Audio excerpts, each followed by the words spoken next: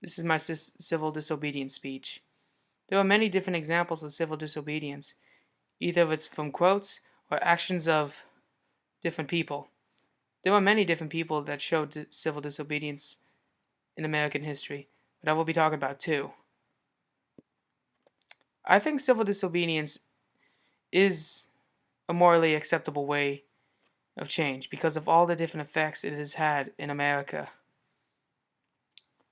I will be talking about two different people that showed civil disobedience.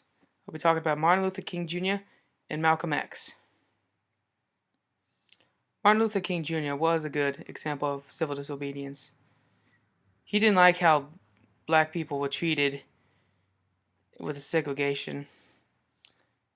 So he went to Washington and he told a famous speech, his famous speech, I Have a Dream. One of the quotes from it was, I have a dream that my four little children will one day live in a nation where they will not be judged by the color of their skin, but the content of their character.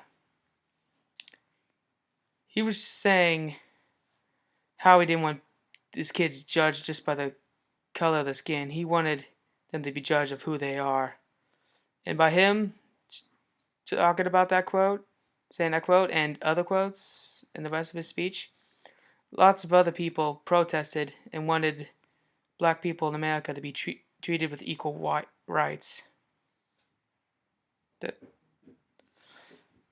A quote from Malcolm X, he was talking about how African Americans wanted freedom, but they weren't getting it. And one of his quotes was, the common goal of 22 million Afro-Americans is respect as human beings.